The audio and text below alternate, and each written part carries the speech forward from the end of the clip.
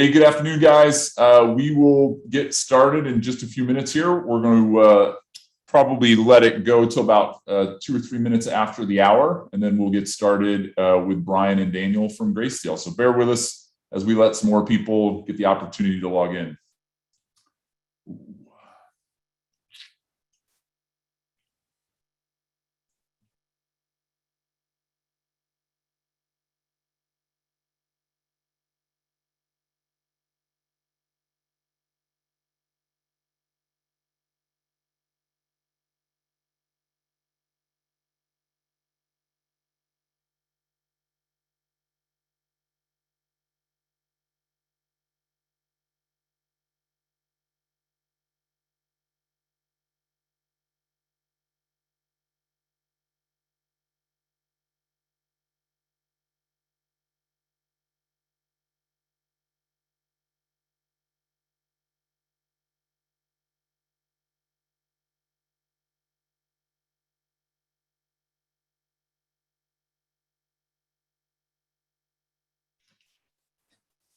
Hey guys, it's Chris Benson. We'll get started here in just a few minutes. We're going to give people another minute or two to log in, and then we'll kick this off with Brian and Daniel from Greysteel. So bear with us for just a moment.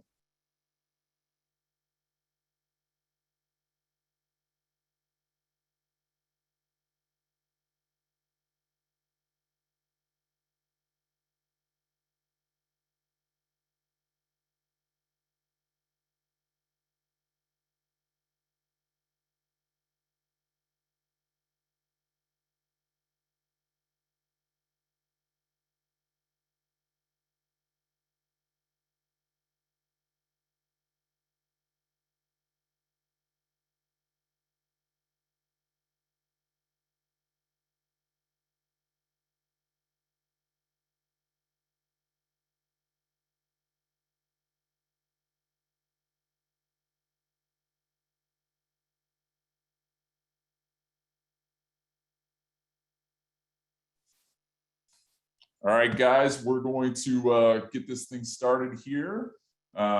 It's just about 3:03. Just for Brian and Daniel's sense, we have hit the over, so I win on our inside bet. So take that, Daniel, with your non-believing self. So just a quick introduction, guys. It's Chris Benson. I'm joined by the illustrious Matt Blackwell, our director of investor relations, and today we brought two guests in. So Brian Cyphers and Daniel Hartnett from Greysteel. They put out a really interesting first half report on self-storage. So I reached out to them and asked if they wouldn't mind jumping on our webinar that we do for our investors on a bi-weekly basis and give their sense of where storage is today and what they're seeing in their look across storage across the US. So with that, I'll make a quick introduction to Brian and Daniel. Greysteel, just for those of you who don't know, is basically a national commercial real estate services firm. So they do a little bit of everything. I had originally met Daniel with some debt opportunities that we were looking to place and potentially working with Greysteel to get those placed. And then I got introduced to Brian through Daniel. So Daniel is the managing director of capital markets for Greysteel. Brian focuses as the director of self-storage investment sales. He focuses exclusively on storage, so has some great insight for us all. So Daniel, Brian, I'll turn it over to you guys. If you want to do a quick introduction, how long you've been there, what you do specifically for Greysteel, I think that'll be a good start, and then we can get into the slides. For everybody else who's logged in, if you have questions along the way, feel free to use the chat box. We'll try to monitor that as we go, and if it's relevant, we'll answer during the presentation. If not, we'll certainly try to get to as many of them as we can. So let's make it as interactive as possible. Daniel, Brian, I'll turn it over to you for the introduction. Cool. Thanks for having us again. I'm Daniel Hartnett with Greysteel. This is Brian. For those of you who don't know, as Chris mentioned, Greysteel is a national commercial real estate services platform. We have 18 offices across the country, and we're essentially split into two different practice groups. On one side of the house, we have an investment sales practice, which is the group that Brian's on. We focus multifamily, self-storage, industrial, hospitality, and some other ancillary service lines in some of our offices. Essentially, Brian's role is to bring properties to the market to potentially sell to groups like Reliant and other investors that are essentially looking to facilitate some sort of a sale during a life cycle of an investment. On the other side of the house, which is the group that I'm on, it's capital markets practice. We are a debt and equity advisory shop in the sense that we are facilitating capital placement for all asset classes. But we have specialties in self-storage and other asset classes around the country. So we're there trying to facilitate acquisition loans, construction loans, refinances or recapitalizations, both on the senior loan placement side and the joint venture equity side. So that's a quick 90-foot overview of Greysteel as a whole. Yeah, I think that's perfect. And you know, what it does for us is we see the world of self-storage through a pretty focused lens, mostly where our portfolio is and the geographic areas that we're operating in. What I love talking to guys like Brian and Daniel about is just understanding what's happening across the country. It really gives us a nice look at the trends happening in the asset class and not just the lens that we look at every day. So why don't we start with the slides that you guys have prepared? We'll try to make it as conversational as possible. But I'm curious, and I think the group will be curious to see what the insights you guys have seen across the country in the first half of 2021. Sure, cool. So we'll flip to the first. Golly, don't know how to do it.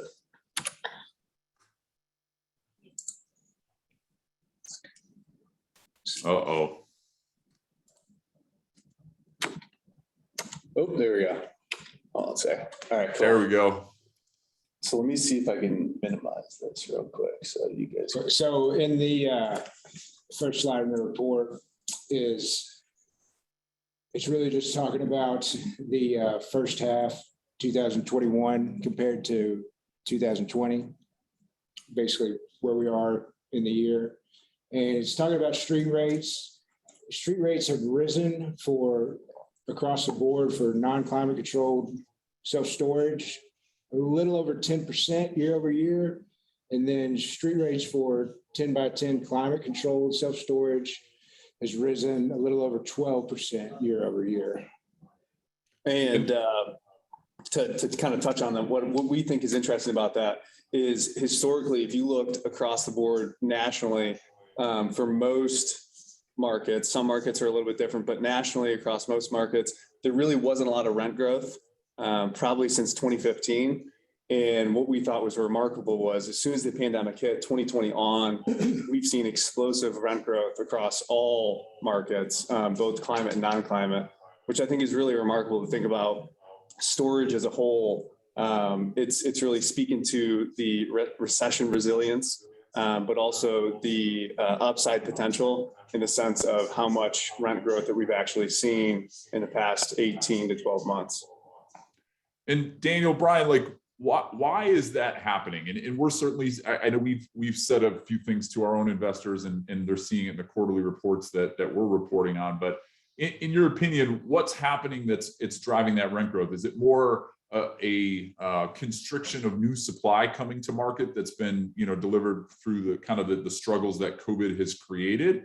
Or is it more just additional demand across the board? Because this isn't like, hey, it's just in the Southeast where everybody's migrating, or Texas, right? I mean, this is across the country we're seeing this growth. So it's interesting to see it across all markets. Yeah, I think it's a little bit of both that you touched on. A lot of markets put in moratoriums in terms of new construction in specific markets across the country. But I think it's kind of in conjunction with the lack of supply that has hit the market in the last 12 months, but also in the sense that there's been an increased demand for storage.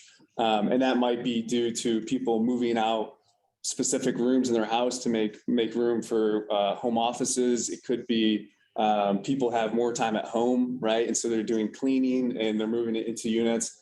It's really interesting because I've heard a couple of different reasons as to why there's been so much rent growth. But I don't think you can kind of drill down in one specific thing. It's kind of been a mix of everything across the board. It's interesting. Well, we hope it continues. That's what I would leave that slide with, right? Is the interesting part for us as an operator, right? Is how do we these rental rate growth or these rental growth rates aren't sustainable, or we don't think they are long term. So the question is, how do we underwrite new properties we're buying? What does future rent growth look like? Is this kind of a consumer behavior change where demand is going to sustain over time, or is this something that as the pandemic, I guess we're revving back up. I don't know how to think about COVID anymore. But as we get through the pandemic and vaccinations take hold, is this something where we see things kind of revert back to the mean? That's the interesting part for us. Yeah, and I also think too, self-storage as an asset class as a whole has become more institutional by nature. And so with more institutional players pushing into the market, a lot of the quote unquote mom and pops are selling their facilities. And because of that, you're implementing revenue management softwares and other service items that in theory could lead to higher rent growth because people kind of rent storage, they forget about it. And so if you're increasing your street rates or your internal rates every 3 months, it's one of those things that can just kind of happen. But a lot of the mom and pops maybe historically haven't actually focused on that. So just described our entire strategy. So thank you. We can jump to the next one. So this is a graph of all of the top markets across the country where we've seen climate and non-climate rent growth from year over year on 10 by 10s, which if you look at some of the markets, right, you can kind of point to where there has been a good amount of net migration.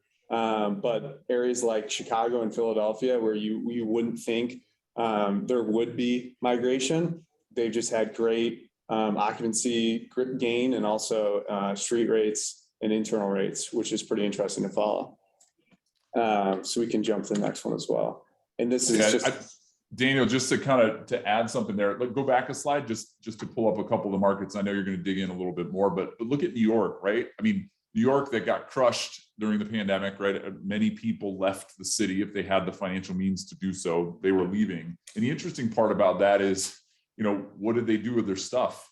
They put it in storage, right? So even though you didn't have net population migration in even town like New York, Pittsburgh, kind of that Northeast corridor where you saw a lot of people leaving, the demand was obviously still there because people are raising rents. And let me take a step back just to kind of give people who may be new to self-storage, generally rent growth is driven off demand, right? So if we or any self-storage operator is full in a particular unit, and here we're looking at specific unit 10 by 10, which is kind of a good representative set for the industry. If our 10 by 10s are, let's say 95% full, well, we're going to raise prices until we kind of get back to that 88%. Because for us, that's where we want our stabilization to be so that we have new units available at a higher price. But what we're seeing is, this rent growth is ostensibly, we're seeing the rent growth, but then also we're seeing the occupancy stick. So people aren't leaving when we're, typically we raise rents and we dump out a certain percentage of people because they get upset, like, hey, I'm not, it's not worth paying this rental rate increase, so I'm going to leave. And then we re-rent those units at a higher rate. But what we're seeing is we're raising rents and no one's leaving. And that's the interesting part, even in markets, New York, Pittsburgh, where you may not have that net population migration. Right. And the next slide touches on 5x5s all the way through.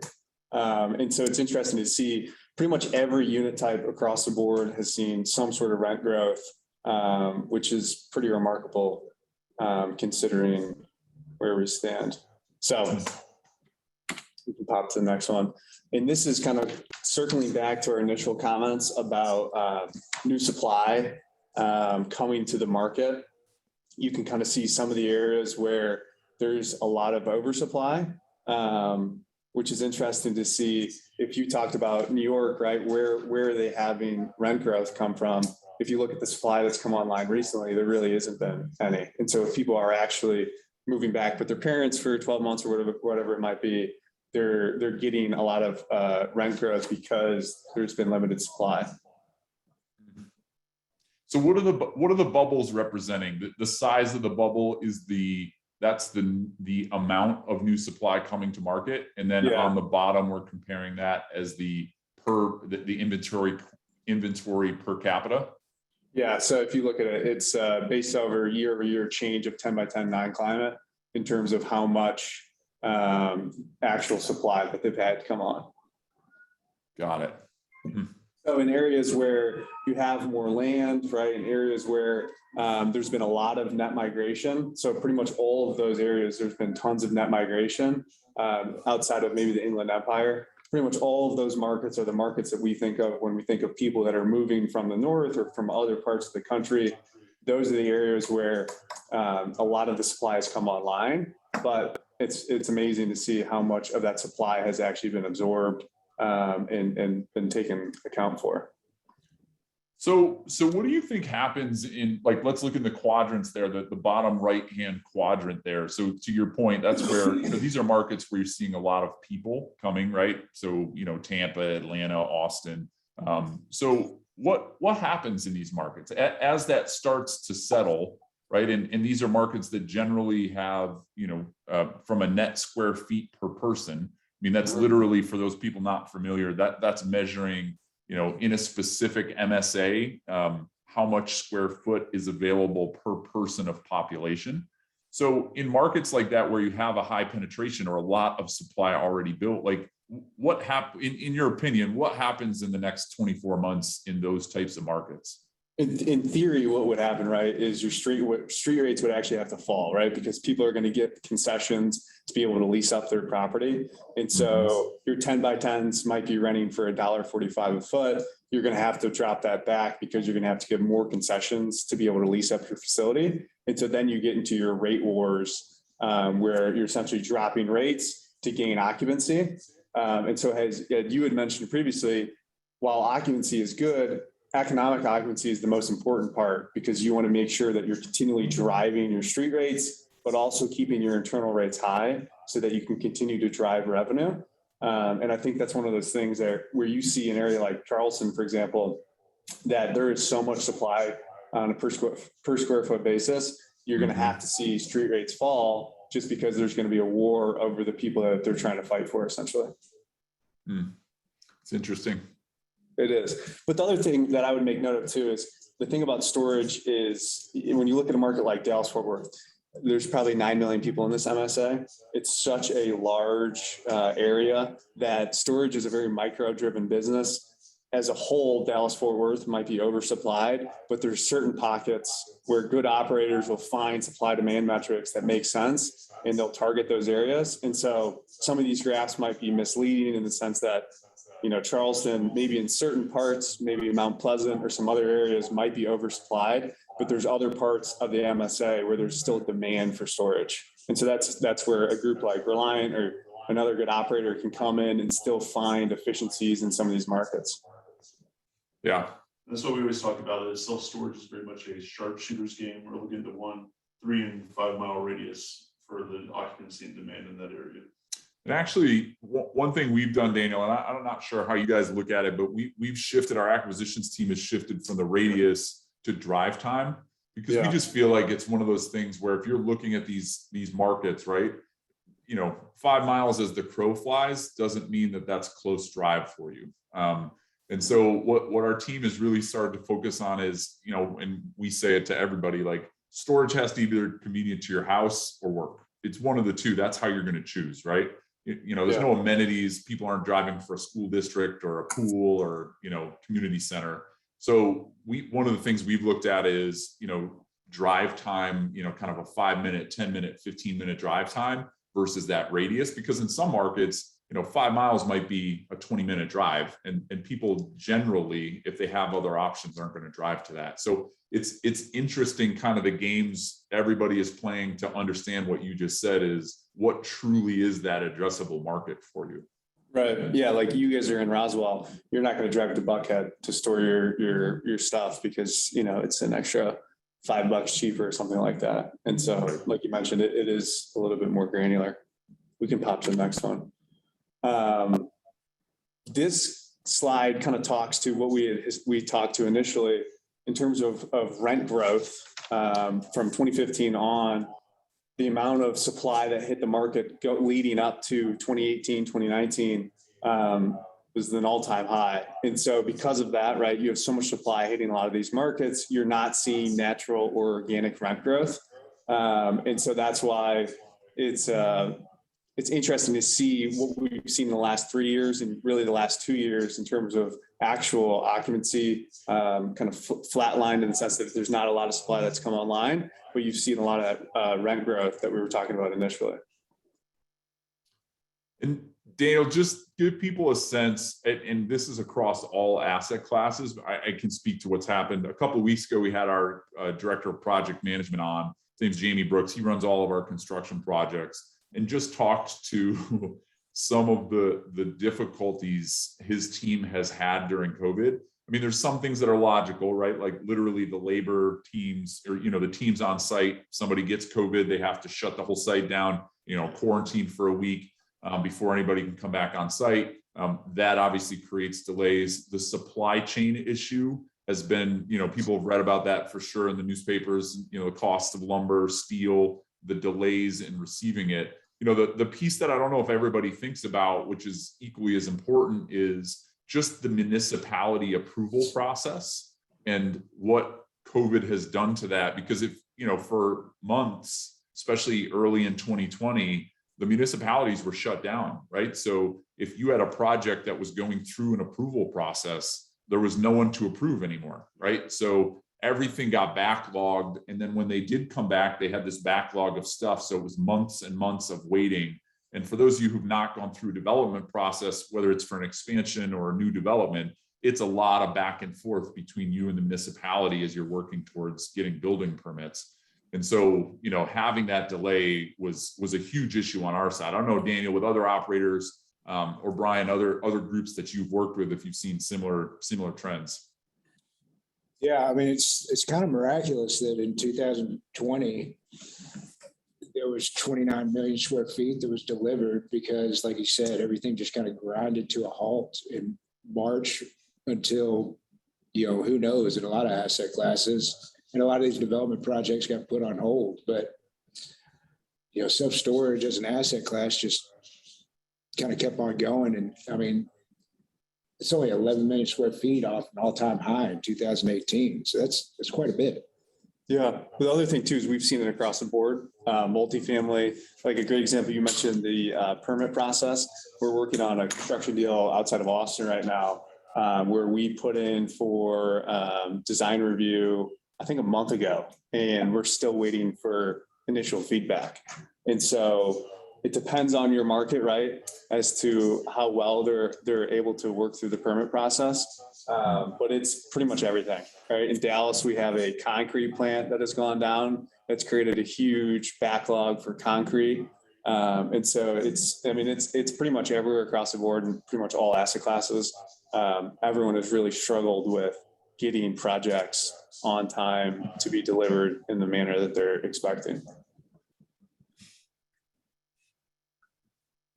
Jump to the next one. This is just another graph in terms of showing how much construction that we had kind of leading up to 2018 and how we've kind of tailed off. It'll be interesting, the amount of proposed construction in 2021, actually how much of that will actually get delivered and actually go under construction. I think it'll probably be a lot less than that because of the things that we've talked about in terms of some of the backlogs that we're seeing. But it'll be definitely significantly less realistically than what we've seen in the past couple of years.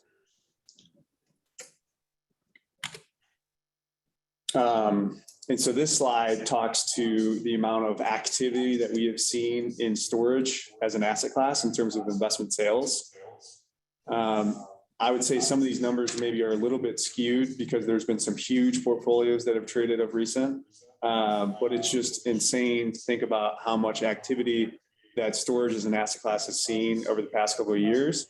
Once again, it goes back to what we initially talked about. Storage as an asset class is becoming more and more institutional. And because of that, groups with cheaper access to capital have pushed in and really driven up sales prices, but also really compressed the cap rates pretty much across the board. Is that a trend that you think will continue with the institutional capital?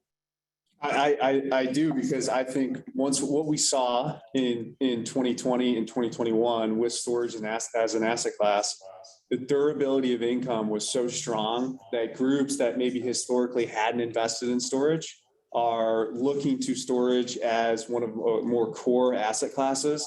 which when you think about storage, 2015, 2014, it was kind of the ugly stepchild of the real estate family.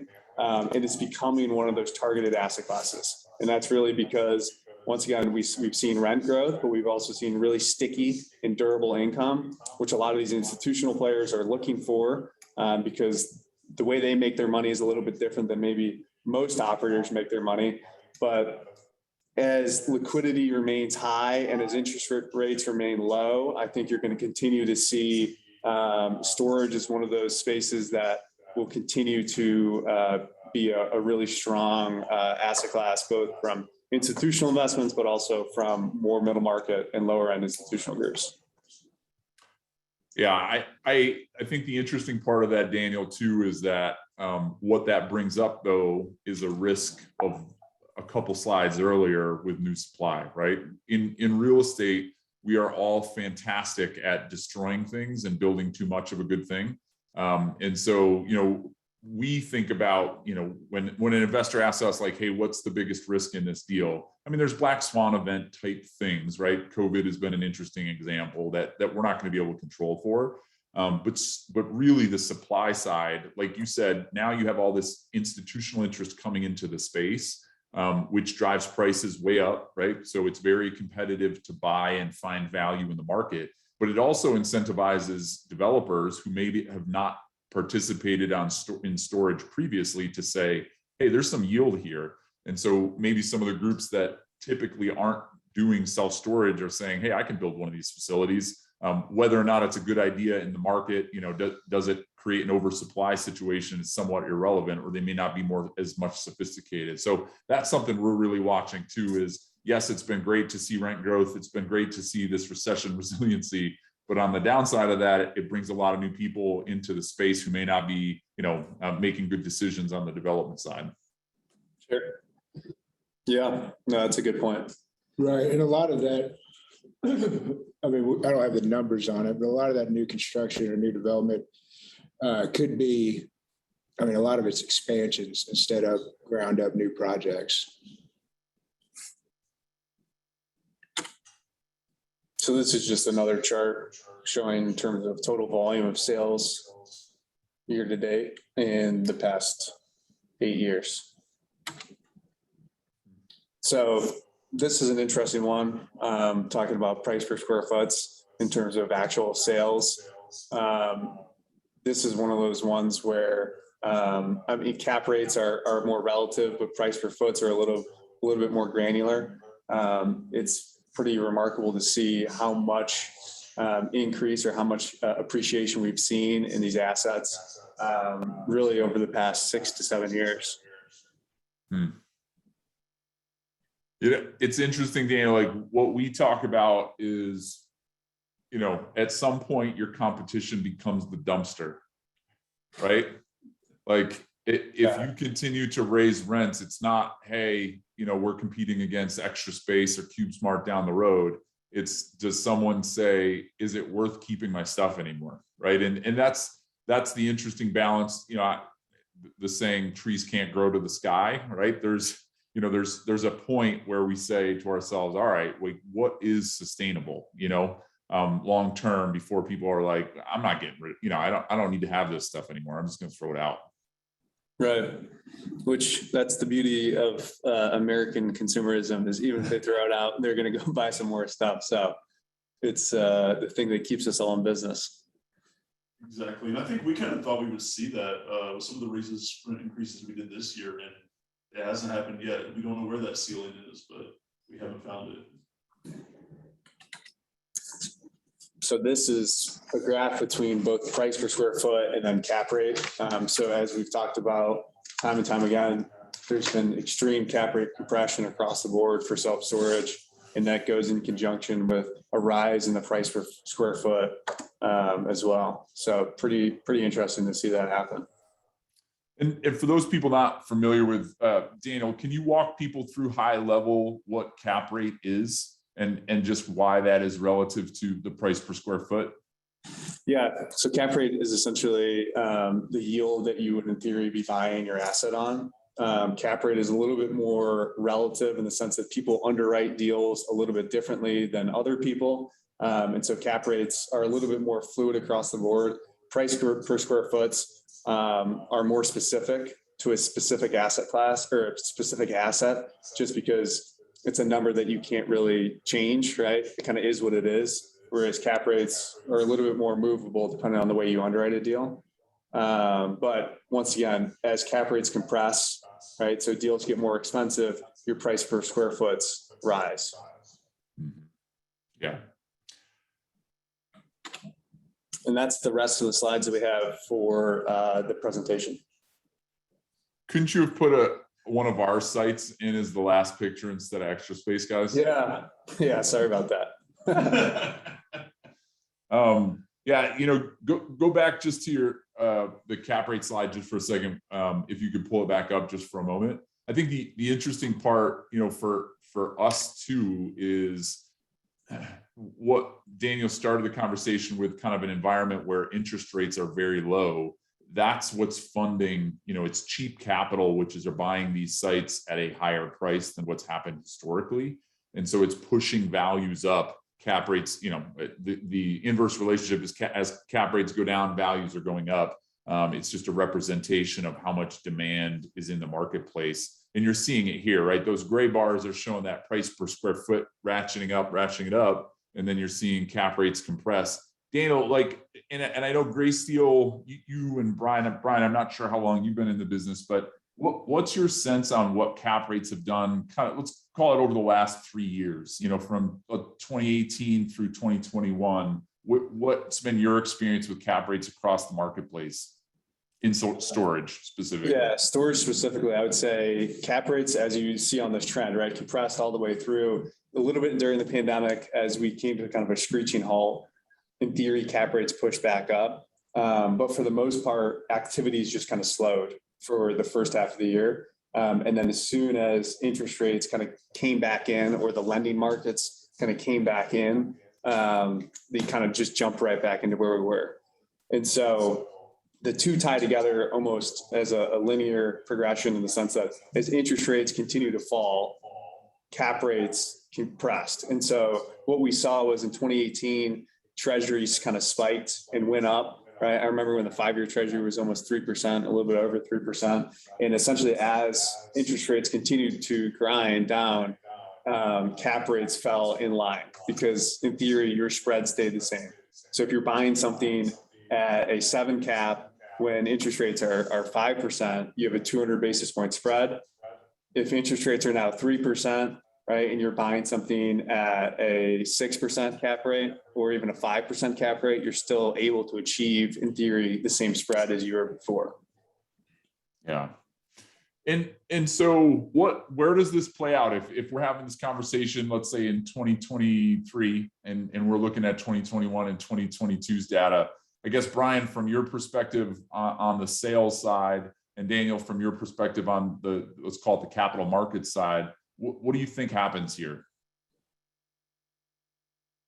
I mean, as far as price per square foot, in Texas, we're seeing self-storage deals trade, $100 a foot and above. And especially in the last 6 months, there's been quite a bit of that, and everything. Price per square foot just continues to rise. And I don't know. I mean, as rates go up, it's kind of all a function of the same thing. But as rates go up, Ohio goes up, and then price per square foot, price per square foot rises and cap rates compress. I can't imagine cap rates getting much lower than the 5s, but who knows?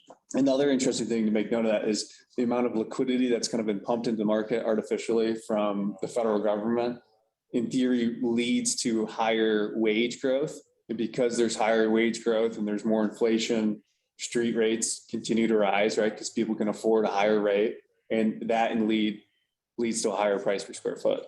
And so as there's so much money in the market right now, I think it's one of those things that continues on. Once again, until interest rates start to tick up and really have a meaningful increase, cap rates will stay stagnant or continue to compress, depending on which way the interest rate market rates.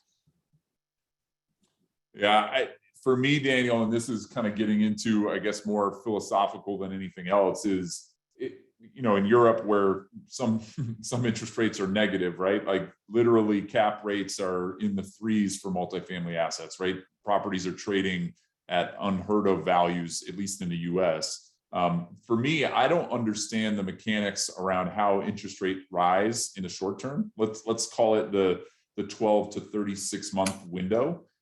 Just because of what you just said, right? We've artificially pumped trillions of dollars onto the Fed's balance sheet. We can't pay our bills as a country now, and you're going to raise interest rates. Like that's the part to me that the disconnect doesn't make any sense. And even as we're seeing these inflationary pressures creep in, the Fed doesn't really have that lever, right? Are they going to slow the flow of capital? Boy, yeah. Someone's got to have a lot of political leadership to be willing to do that. And it doesn't feel like we're in that type of environment, but would be curious for your thoughts. Yeah, and the Fed has positioned themselves, right? They're going to start tapering their bond purchases. And when they start tapering their bond purchases, then in theory, the market kind of steps in and is either absorbing that or treasuries will rise. And so while you're probably not going to see a massive increase, if you look at a forward LIBOR curve or some sort of forward rate curve over the next 36 months, the market is saying that rates will rise. And so it's one of those things. If inflation is transitory by nature, right, which is what the Fed is saying, then you probably won't see a lot of meaningful interest rate rise. But if inflation stays, your only tool to fight that is increasing your Fed rates. And so because of that, you're going to have a higher amount of interest rates, which kind of skews the entire dynamic of what we're talking about. But if Brian and I could predict that, we would not be talking to you guys today. We'd be out making some more money doing something else. So it's anyone's guess, but it'll be interesting to watch for sure. Yeah, I think we're all glued to the future. I'm one of those people that I just kind of believe, like, you can't control it, right? So it's going to come and we're going to hopefully adapt and to whatever opportunities exist in that space. But I'm with you. It certainly is going to be interesting how financial markets are, manipulated, controlled, whatever adjective you want to put in there, as we see this inflationary pressures creep up. We did a webinar a couple of weeks ago on inflation, and that was something that when you look at the levers that traditionally are used to control it, we don't have those. We don't have those at our disposal right now, or certainly the government is not using them as they have historically. So it'll be interesting to see, where we end up. Daniel, Brian, any kind of parting thoughts for our investor group? I appreciate you spending a little bit of time talking through your thoughts on it. Anything specific that you feel like we should touch on before we head out? No, I think we covered everything. We'd be happy to answer any questions if anyone has any. Or yeah, if anybody has any questions, we could throw them in the QA box, and we'll happy to go over it. We did a couple comments. One of them talking about how people love their stuff. This particular person said some come and visit weekly to look around and move it around. You're 100% correct. Sometimes it's daily, depending on how bored these people are. There are some tenants that show up quite frequently. I'm not sure what they're doing, shifting things around in the garage or whatever the case may be. But yeah, historically, it's been a very sticky demand curve from consumers. Generally, they don't get rid of their things. And obviously, Daniel, to your point earlier, it's why we have jobs. It's why our business exists, for sure. Matt, anything you had to ask? Yeah, quick question for you guys. And kind of where do you get all this data? You guys have a bunch of great data, and we spend a lot of time looking at it as well and studying it for our purposes. But how do you bring all that together? So we use Yardi and some other sources. We have a proprietary research team at Greysteel that kind of aggregates this information and puts these into reports to be able to put out to the market, to kind of speak to things that we're seeing, both through public and private data that we're using. Well, Daniel, Brian, it doesn't look like we have any other questions. I appreciate you guys spending some time with us today in sharing your expertise in the asset class and what you're seeing across the country. From our side of things, if people have interest in our current investment offering, you can certainly reach out to Matt or I, and we can get you some more information on Reliant Self-Storage Fund 2, which is the current equity fund that we're working on, and happy to share that data. Daniel, Brian, again, thank you for your time. We appreciate it, and our participants also appreciate the expertise. Good luck. Let us know when you figure out what's going to happen with interest rates. Thanks. Enjoy the rest of your day. We appreciate it. Thanks, guys. All right. Appreciate it. Thanks so much.